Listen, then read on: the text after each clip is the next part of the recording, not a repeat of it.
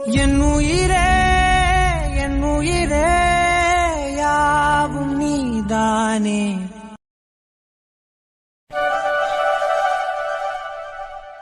ஆயிரம் இரவுகள் வருவதுண்டு, ஆனால் இதுதான் முதலிரவு.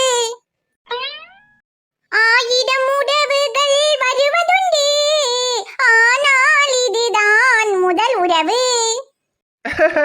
ஏ சிம்ரனாத்தா, நீங்க என்ன வயசுக்கு தகுந்தாப்புலையா பாடிக்கிட்டு இருக்கீங்க?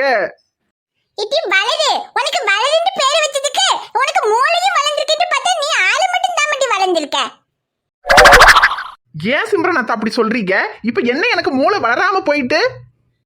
இட்டி வயசுக்கு தகுந்தாப்புல இல்லட்டி, இன்னைக்கு நாளுக்கு தகுந்தாப்புல இல்லட்டி பாட்டு பாடணும். இன்னைக்கு நம்ம காயத்ரிக்கும் மாப்பிள்ளைக்கும் முதலிரவு இல்ல, அப்ப முதலிரவு சம்பந்தமான பாட்டு தானே மட்டும் பாடணும். முதலிரவு அவங்களுக்கு, அது அவங்க பாடிக்கிடுவாங்க. நீங்க என்னத்துக்கு பாடிக்கிட்டு நிக்கிறீங்க? இட்டி அவ பாடணும்னு அதுக்கு நான் சொல்லி கொடுக்கணும் இல்லட்டி.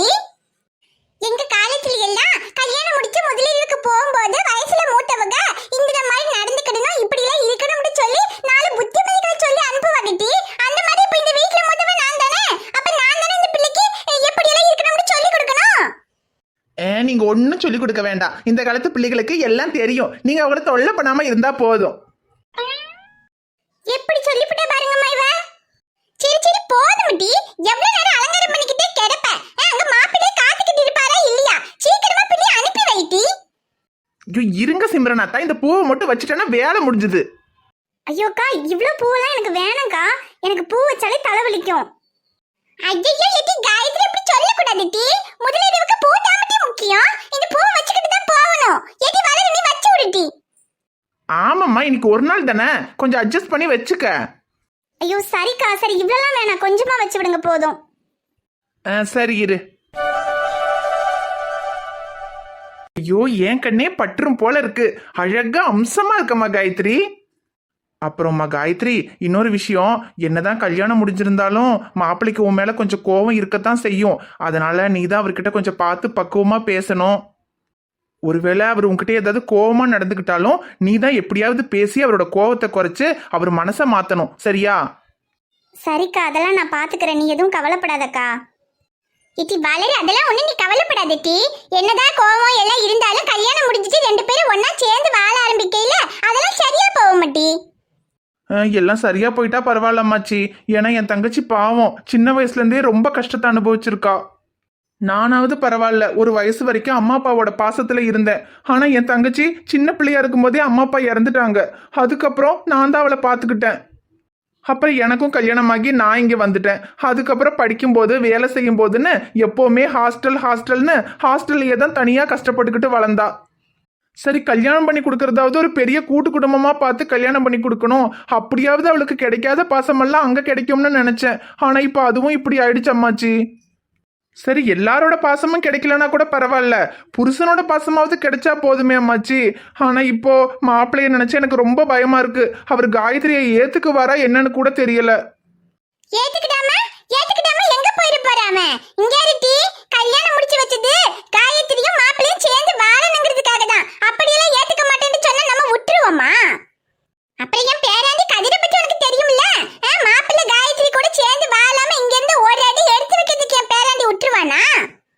அம்மாச்சி நம்மளாம் மிரட்டி அவரை இங்க இருக்க வைக்க தான் முடியும். ஆனா காயத்ரியோட சேர்ந்து வாழணும்னா அதுக்கு அவருக்கு பிடிக்கணும்ல. ஆமா, பிடிக்காமையா அவ கூட பழகுனா பிடிக்காமையா என் வாய் நல்லா வருது சொல்லிட்டேன். இங்க இருட்டி அதெல்லாம் பிடிச்சு போவோம் சேர்ந்து வாழும்போது. சரி எல்லாம் பிடிச்சி நல்லபடியா சேர்ந்து வாழ்ந்தா சரிதான். சரி நீ பேசிக்கிட்டே நிக்காத. என்னமா ஒண்ணு குறையுத? என்னது? பால் சொம்பு. எட்டி அந்த பால் சொம்பு அந்த புள்ள கையில கொடுத்து அங்க ரூமுக்குள்ள அனுப்பி வை முதல்ல. சரி அம்மாச்சி இருங்க எடுத்துட்டு வரேன்.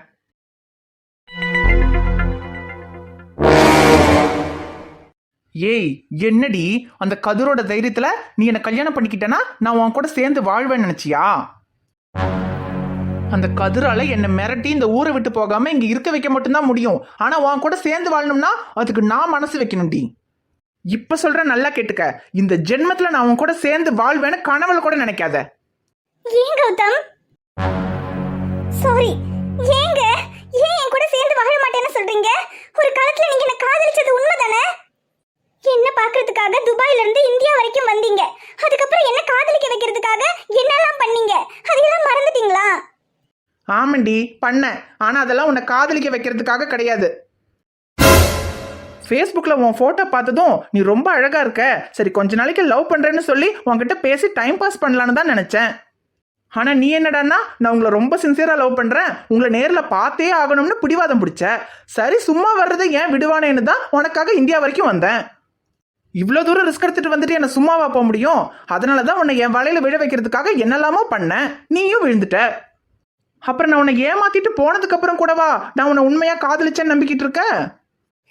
பாருங்க, நீங்க வேணா என்ன உண்மையா காதலிக்காம இருக்கலாம், ஆனா நான் உங்களை உண்மையா தான் காதலிச்சேன். அதனாலதான் நீங்க என்ன கல்யாணம் பண்ணிக்கிறேன்னு சொன்னதை நம்பி நீங்க சொன்னதுக்கெல்லாம் நான் ஒத்துக்கிட்டேன். உங்களை முழுசா நம்பின எனக்கு துரோகம் பண்றதுக்கு உங்களுக்கு எப்படிங்க மனசு வந்துச்சு? உன்னை யாரடி நம்ப சொன்னா? ஃபேஸ்புக்கில் யாரு என்ன எவனே தெரியாதவன் மெசேஜ் பண்ணா உடனே அவனுக்கு ரிப்ளை பண்ணி அவன் லவ் பண்றேன்னு சொன்னா அதையும் நம்பி அவனை லவ் பண்ண வேண்டியது. நாங்க எங்க தேவைக்காக என்ன வேணாலும் பண்ணுவோம், அதையும் நம்பி நீங்க எல்லாத்தையும் கொடுத்தா அதுக்கு நாங்க பொறுப்பா? ஏங்க இப்படி எல்லாம் பேசுறீங்க? நீங்க என்ன ஏமாத்திட்டு போவீங்கன்னு நான் நினைக்கல, நீங்க என்ன கல்யாணம் பண்ணிக்குவீங்கன்னு நம்பிதான். ஏச்சி நிறுத்து. முன்ன பின்ன தெரியாதவன் காதலிக்கிறேன்னு சொன்னா அதையும் நம்பி ஏமாந்தது ஓன் தப்பு. கடைசியில நான் உன்னை ஏமாத்திட்டேன்னு சொல்லி சீன் போட்டு இப்போ என்னை கல்யாணமும் பண்ணிக்கிட்ட. அப்படி நான் ஏமாத்தின பொண்ணையெல்லாம் கல்யாணம் பண்ணணும்னா நான் எத்தனை பொண்ணுங்களை கல்யாணம் பண்ணணும்? ஏ சிம்ரனாத்தா, காயத்ரி மாப்பிள்ளையோட ரூமுக்கு போயிருக்கா, எனக்கு ரொம்ப பயமா இருக்குதாத்தா. இத்தி என்னத்துக்கு நீ பயப்படுறவோ? உன் தங்கச்சி என்ன போயிருக்கா? முதலிரவுக்கு தானே போயிருக்கா? ஐயோ அது இல்ல அத்தா, என் தங்கச்சிக்கு நல்லபடியா கல்யாணமாகி முதலிரவுக்கு போனா நான் என்னத்துக்கு பயப்படுறேன்? ஆனா இப்ப இந்த மாப்பிள்ளைக்கு பிடிக்காம தானே காயத்ரியை கல்யாணம் பண்ணி வச்சிருக்கோம். இப்ப அந்த கோவத்தை ஒருவேளை காயத்ரி மேல காமிச்சிட்டா? ஏட்டி நம்ம எல்லாம் இருக்கும்போது அவனால அவளை என்னட்டி பண்ண முடியும்? சரிதான், இருந்தாலும் ஒரு மாதிரி பயமாவே இருக்குதாத்தா. சரி உனக்கு பயமா இருக்குன்னு சொல்லு, நம்ம வேணா போய் உள்ள ரூம்ல என்ன நடக்குதுன்னு அந்த ஜன்னல் வழியா பாப்போமா? ஏ கூறு கேட்ட ஆத்தா, ஃபர்ஸ்ட் நைட் அன்னைக்கு புருஷனும் பொண்டாட்டியும் ரூமுக்குள்ள இருக்கும்போது ஜன்னல் வழியா போய் எட்டி பாப்பாமான்னு கேக்குற, உனக்கு வெக்கமா இல்ல? ஏட்டி வளர்த்தியே வளர்ந்துக்கிறதுனால எட்ட மாட்டேங்குதுன்னு சும்மா விடுறேன், இல்லைன்னா அப்படியே கொமட்டிலே குத்தி விடுவான் பாத்துக்க. நானாட்டி சொன்ன ரூமுக்குள்ள போய் எட்டி பார்க்கணும்ண்டு, நீ தான் சொன்ன கோவத்துல மாப்பிள்ள காயத்ரி எது பண்ணி விடுவாரே என்னவோ பயமா கிடக்குண்டு, அதனால தான் சொன்ன ரூமுக்குள்ள போய் என்ன நடக்குதுன்னு பார்க்கலாம்ண்டு. ஐயோ ஆமாத்தா, பயமா தான் இருக்கு. ஆனா அதுக்குன்னு ஃபர்ஸ்ட் நைட் ரூம்ல போய் எட்டி பார்த்தா அது அசிங்கமா இருக்காது? ஒரு அசிங்கமும் கிடையாது. அதுக்கு அங்க முதல்ல ஃபர்ஸ்ட் நைட் நடக்குதோ என்னவோ யாருக்கு தெரியும், போய் பார்த்தா தானே தெரியும். அதுவும் சரிதான். இங்க பாரு, இப்பதானே அவ உள்ள போனா, நாம போய் நைஸா ஜன்னல் வழியா பாப்போம். ரெண்டு பேரும் நல்லா சந்தோஷமா பேசிக்கிட்டப்பல தெரிஞ்சா அப்படியே வந்துருவோம். இல்ல ஒருவேளை அவன் ஏதோ கோவப்பட்டு இந்த பிள்ளை திட்டிட்டு கிடக்குறானா என்னவோ தெரியலையே, போய் பாப்போம் வா.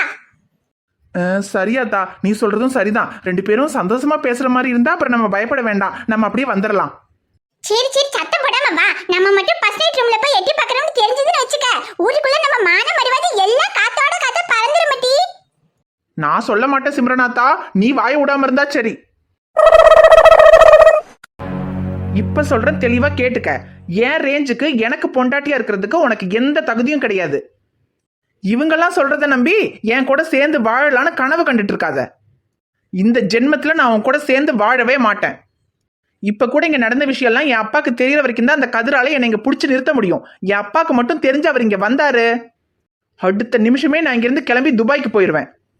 அதுக்கப்புறம் என்ன பண்றதுன்னு நீயே முடிவு பண்ணிக்க.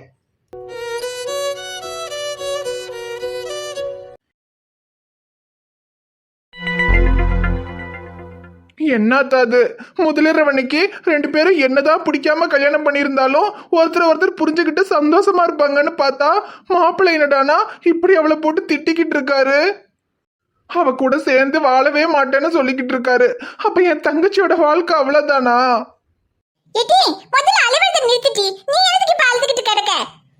இல்லாத்தா, என்னதான் பிரச்சனையாகி கல்யாணம் ஆகியிருந்தாலும் அப்படியே ஒருத்தர் சேர்ந்து வாழும்போது சரியா போயிருவாங்கன்னு நீ தானே அதான் சொன்ன. இப்ப அவங்கள பார்த்தா சேர்ந்து வாழ்ற மாதிரியே தெரியலையே.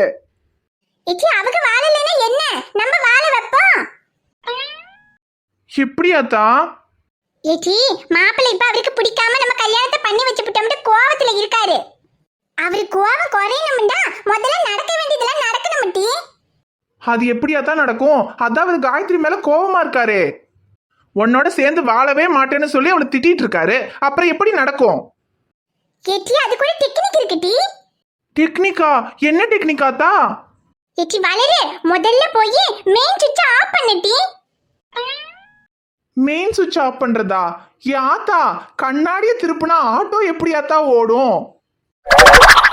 ஏட்டி கூல் கட்டவளே, கண்ணாடியை திருப்பினா ஆட்டோ ஓடுதோ இல்லையோ, கரண்ட் ஆஃப் பண்ணா அங்க என்னெல்லாம் ஓடுதுன்னு பொறுத்திருந்து பாருடி. சரி, என்னமோ சொல்றாத்தா. நீ சொல்றத நம்பி கரண்ட் ஆஃப் பண்றேன். ஏட்டி இருடி ஒரு நிமிஷம், மாப்பிளையோட ரூம் லைன்ல இருக்கிற கரண்ட் மட்டும் ஆஃப் பண்ணு. கடைசில எல்லா கரண்டையும் ஆஃப் பண்ணி போடாதடி. அப்புறம் தூங்கிக்கிட்டு இருக்கவங்க எல்லாம் கரண்ட் இல்ல காத்து வரலன்னு எந்திரிச்சு வந்து போறாவோ. ஐயோ, நல்ல வேலை சொன்னாத்தா. இல்லனா எல்லாரும் கரண்டியும் ஆஃப் பண்ணி எல்லாரும் எந்திரிச்சு வந்து நம்மளை கும்மு கும்முன்னு கும்மிருப்பாவோ. நம்மள இல்லட்டி ஒண்ணே நீ தான கரண்ட் ஆஃப் பண்ண போறவோ. இன்னும் எதுக்காக இங்க நின்னுட்டு இருக்க? நீ என்னதான் இப்படி பாவமா என் முன்னாடி நின்னாலும் என் மனசு என்னைக்குமே மாற போறதில்ல. தேவையில்லாம நின்று டைம் வேஸ்ட் பண்ணாம முதல்ல வெளியே போ. ஏய், என்ன பண்ற? ஐயோ சாரிங்க, பயத்துல. நிலா காயுது, நேரம் நல்ல நேரம், நெஞ்சில் பாயுது காமம் விடும் வானம். நிலா காயுது, நேரம் நல்ல நேரம், நெஞ்சில் பாயுது காமம் விடும் வானம்.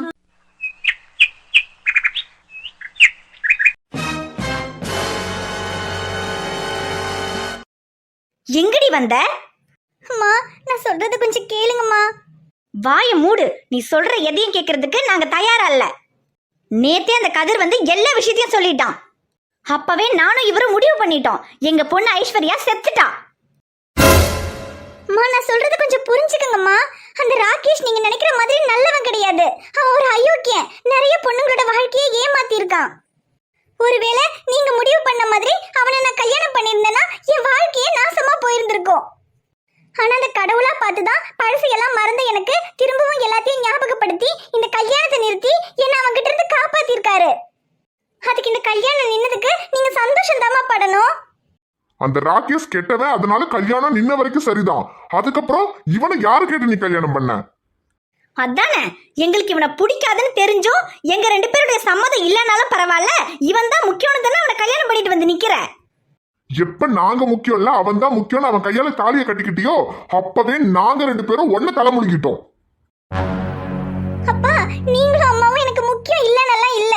நீங்க எனக்கு முக்கியம்ன்றதுனாலதான் இப்ப நாங்க இங்க வந்து உங்க முன்னாடி நிக்கிறோம். ஓ, அப்ப நாங்க உனக்கு முக்கியம்னா நாங்க சொல்ற மாதிரி நீ கேப்பியா? எங்களுக்கு அவனை பிடிக்கல. அவன் கட்டின தாலியை கலட்டி அவன் மூஞ்சில எரிஞ்சிட்டு எங்க கூட வரனா வருவியா? மறுபடியும் முதல்ல இருந்தா என்னப்பா பேசுறீங்க? எனக்கும் அவருக்கும் ஏற்கனவே கல்யாணம் ஆகி ஒரு குழந்தை இருக்கு. இந்த 2 வருஷம் நான் இல்லாம அவரும் குழந்தையும் ரொம்ப கஷ்டப்பட்டு இருக்காங்கப்பா. ஒரே பொண்ணுன்னு நீங்க எப்படி என் மேல இவ்ளோ பாசம் வச்சிருக்கீங்களோ அதே மாதிரி தானப்பா என் பொண்ணு மேலயும் எனக்கு பாசம் இருக்கும். என்னால அவரையும் குழந்தையும் விட்டு இருக்க முடியாதுப்பா. எங்களுக்காக கூட வேண்டாம், அந்த குழந்தைக்காகவாவது கொஞ்சம் புரிஞ்சுக்கங்கப்பா. ஏங்க பாத்தீங்களா, இப்ப கூட அவளுக்கு அவன் தான் முக்கியம். நம்ம சொல்றத அவ கேட்க போறதில்ல. எப்ப உனக்கு எங்களை விட அவன் முக்கியமா போச்சோ அப்ப நீ அவன் கூடயே போ. இதுக்கப்புறம் அம்மா அப்பான்னு சொல்லிக்கிட்டு இந்த பக்கம் வந்துடாத. இதுக்கப்புறம் நீ எங்க பொண்ணே கிடையாது. உன்னை நாங்க 2 பேருமே தலை முழுகிட்டோம். ஐய, என்னடா இவன் தலையில நிறைய முடி இருக்கிறவன் கூட இத்தனை தடவை தலை முழுக மாட்டான்டா. டி சக்தி, சும்மா சிரிப்பு கட்டாதடா. இது நான் சிரிப்பு கட்டுறேன்னா? டேய், அங்க உன் மாமனார் தாண்டா சிரிப்பு கட்டிக்கிட்டு இருக்கான். ஐயோ, கொஞ்சம் சும்மா இருடா சக்தி. அதான் அவர் தெளிவா சொல்லிட்டார்ல, அப்புறம் எதுக்காக இன்னும் இங்க நின்னுக்கிட்டு இருக்க? அம்மா நீங்க இவர் மேல இவ்ளோ கோவப்படுறதுக்கு அவர் என்னமா பண்ணாரு? எதுக்காகமா அவர் இந்த அளவுக்கு வெறுக்கிறீங்க? எதுக்காகவா? சரி, நீயும் அவனும் கல்யாணம் பண்ணிக்கிட்டீங்களே, அவனோட வீட்டுல உங்களை ஏத்துக்கிட்டாங்களா? இல்லல்ல, அவங்க வீட்டை விட்டு உங்களை வெளியே தான் அனுப்பியிருக்காங்க. அதனாலதானே இங்க வந்து நிக்கிறீங்க. அவங்க என்ன காரணத்துக்காக உங்களை ஏத்துக்காம விட்டாங்களோ அதே காரணத்துக்காக தான் எங்களாலையும் உங்களை ஏத்துக்க முடியாது. இவ்வளவு நாள் பெரிய டாக்டர், வசதி, செல்வாக்கு எல்லாத்தையும் வச்சுக்கிட்டு தானே இல்லாத ஆட்டம் எல்லாம் போட்டுக்கிட்டு இருந்தா. ஆனா இப்ப எதுவுமே இல்லைன்னு ஆயிடுச்சு. இதுக்கப்புறம் உனக்கு எப்படி பாத்துக்கிறோன்னு நாங்களும் பாக்குறோம். கூடிய சீக்கிரமே இந்த பெத்தவங்களை விட்டுட்டு இவன் கூட போனது எவ்வளவு பெரிய தப்புங்கிறத நீ புரிஞ்சுக்குவ. அன்னைக்கு எதுக்காக அம்மா அப்பாவை விட்டுட்டு இவன் கூட போனோம்னு நீ வருத்தப்படத்தான் போற. அத்தை என்னத்த நீங்க எவ்வளவோ கஷ்டங்களை எல்லாம் தாண்டி இப்பதான் பாவம் 2 பேரும் ஒண்ணு சேர்ந்து வந்து நிக்கிறாங்க. இப்படி அவங்களுக்கு சாபம் கொடுக்குறீங்க. டேய் நீ பேசாதடா. இதுக்கு எல்லாத்துக்கும் காரணமே நீதான். முன்னாலேயும் அவங்க 2 பேருக்கும் கல்யாணம் பண்ணி வச்சு எங்க பொண்ணு வாழ்க்கையை கெடுத்ததும் நீதான். இப்ப திரும்பவும் அவங்க வாழ்க்கையை கெடுத்திருக்கிறதும் நீதான். டேய் இதே உன் வீட்டு பொண்ணா இருந்தா இப்படிதான் ஒரு முஸ்லீம் பையனுக்கு கல்யாணம் பண்ணி வச்சுட்டு சந்தோஷமா வாழுங்கன்னு அனுப்பி வைப்பியா? என்ன மாமா பேசுறீங்க? ஹிந்து முஸ்லீம் எல்லாம் பாக்குற நேரமா அது. அவங்களுக்கு ஏற்கனவே கல்யாணம் ஆகி ஒரு குழந்தை இருக்கு. இந்த நேரத்துல சும்மா ஜாதி அதுன்னு சொல்லிட்டு அவங்க பிரிச்சு வைக்க பாக்குறீங்க. இப்ப உங்க வாழ்க்கை அந்த குழந்தை இதெல்லாம் முக்கியமா இல்ல உங்க ஜாதி மதம் முக்கியமா? டேய் எங்களுக்கு ஜாதி மதம் இதெல்லாம் தாண்டா முக்கியம். எங்களுக்கு இவனை சுத்தமா பிடிக்கல. எங்க பொண்ணை இவனுக்கு கல்யாணம் பண்ணி கொடுக்கறதுக்கு எங்களுக்கு எந்த விருப்பமும் இல்ல. எங்களை மீறி அவ கல்யாணம் பண்ணிட்டு வந்து நிக்கிறா. இதுக்கப்புறம் அவங்களை நாங்க ஏத்துக்கிறதாவும் இல்ல. செண்பகம் இவங்க என்னமோ பண்ணி எப்படியோ போய் தொலையட்டும். நம்ம பொண்ணு ஐஸ்வர்யா செத்துட்டா. இதுக்கப்புறம் இப்படி ஒரு பொண்ணே நமக்கு கிடையாது. வா போலாம். ஐஷு மாமா பாருங்க மாமா, அம்மாவும் அப்பாவும் எப்படி பேசிட்டு போறாங்கன்னு.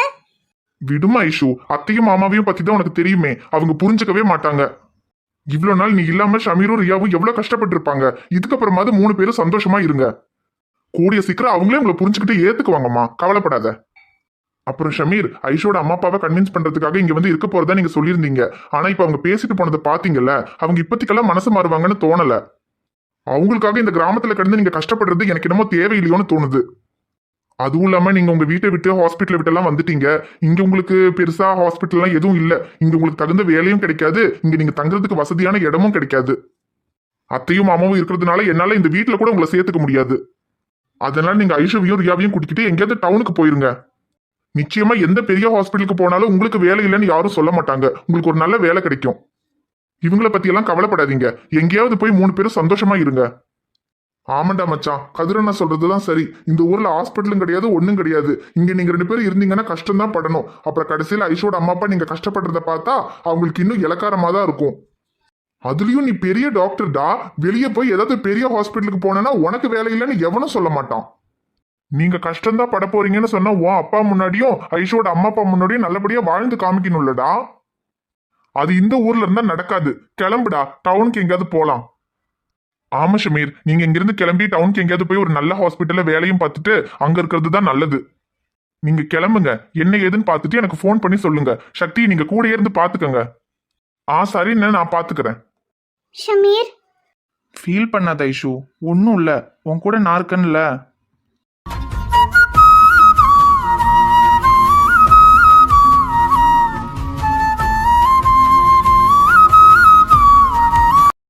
ஹாய் ஃப்ரெண்ட்ஸ், எல்லாரும் எப்படி இருக்கீங்க?